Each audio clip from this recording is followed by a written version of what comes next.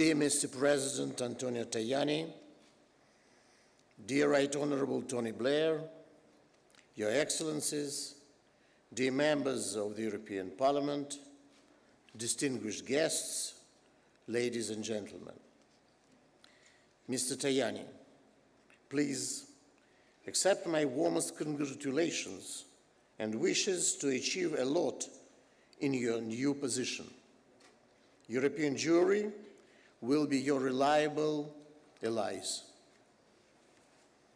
For many years, we have gathered to commemorate Shoah, to remember the horrors, deaths, and destruction, to honor survivors, to salute the liberators, and to thank those who helped their friends, neighbors, and even strangers to escape to safety.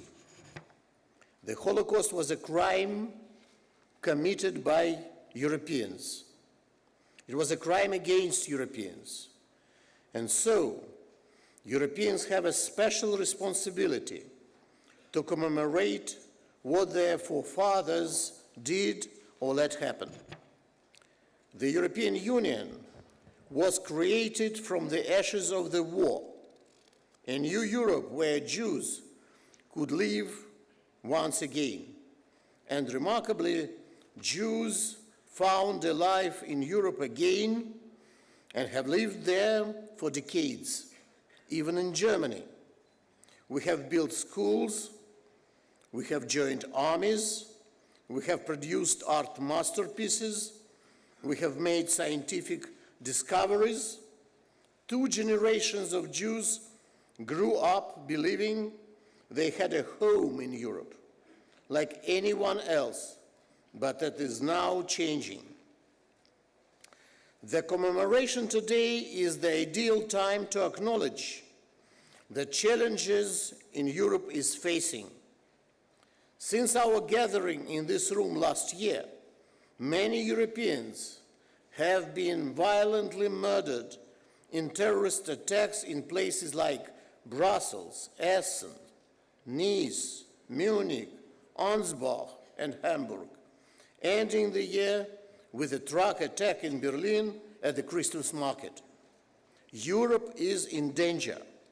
We must warn, ring an alarm bell about the threat that has come to our common home, challenging us every day, every hour. We must not ask for whom the bell rings. The bell rings for all Europeans. There has been a constant assault of Europe from those who seek to inflict terror and destruction. One of the results of this is the vicious rise of the far right and neo-Nazi.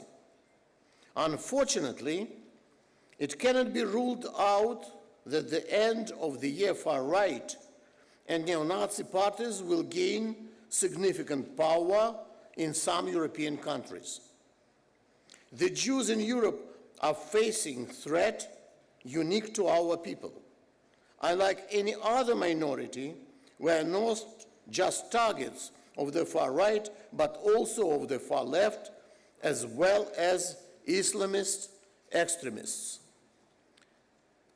Few would believe, but there is even cooperation and coordination between these extremist groups on one issue only: Jews. This is the new anti-Semitism, without limits, without borders, and with multiple identities and political homes. We feel that the best way for European leaders to commemorate the Holocaust would be to recommit themselves to a safe future. We European Jews want to remain in Europe and be loyal to it, as we have always been. Even after Holocaust, we didn't give up on Europe. But today, our young generations have doubts about their future on the continent. This essential issue was even the subject of a high-level conference organized by our host, President Antonio Tajani, in the European Parliament last September.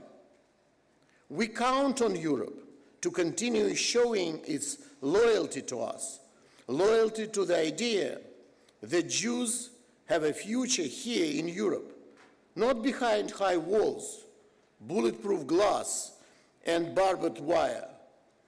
As Europeans, we cannot and should not live this way. As responsible Europeans, we feel that we must join our forces to defense of our common European values against extremism, radicalism, and terrorism. We paid an enormous price for our freedom, safety, and normal life in our countries.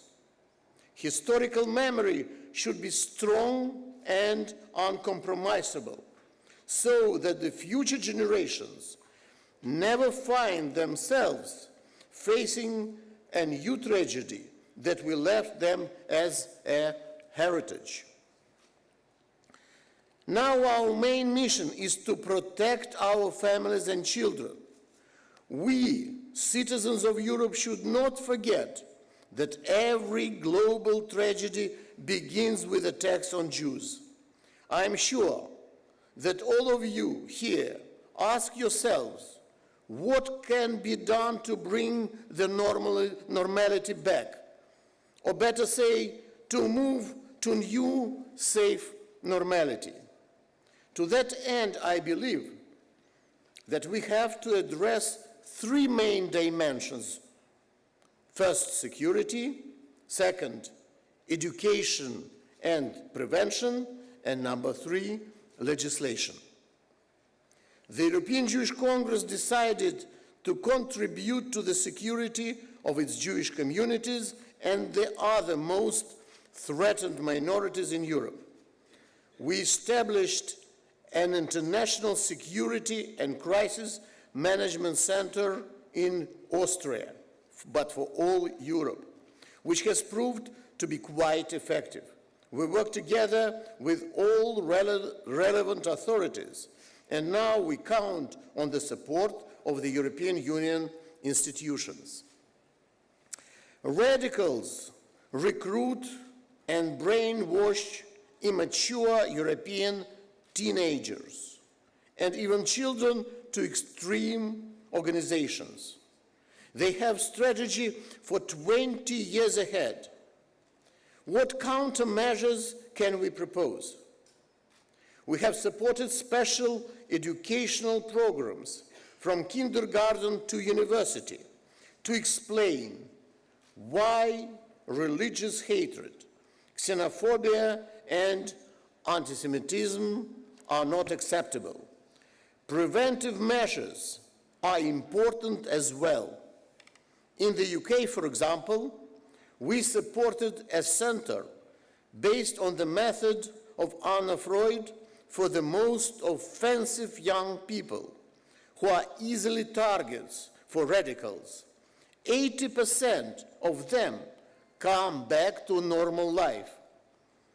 And it is definitely a subject of wide franchising all over Europe, if not the world.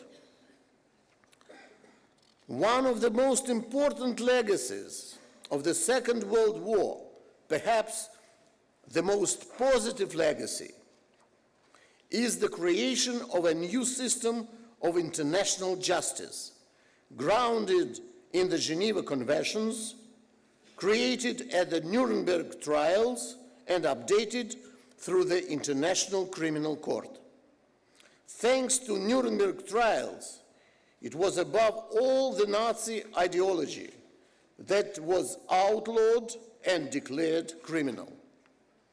It is now time to build on these lessons and establish a special tribunal to condemn terrorism and the radical ideologies that support it, the groups that provide it. It is about time to bring extremist leaders and foot soldiers to justice for their war crimes, crimes against humanity, and possible genocide. Extremist leaders and others must not escape accountability for what they have been and are still doing. Finally, today we are facing the threat of proliferation of nuclear weapons and their falling into terrorists' hands. This global threat from terrorist organizations cannot be solved effectively without the United States and Russia working together and against it. I strongly believe that Europe, for the sake of its global security and safety, supports the steps to a normalization and even cooperation between Europe, United States, and Russia. Let us not forget that during crucial moments of history, these powers always stayed together. On this day, 72 years ago, the Russian army liberated Auschwitz, and a few months later, the Allied forces celebrated together the victory in the Second World War. Such an alliance is strongly needed today. Mr. President, I am honored to stand here as your partner on this social occasion.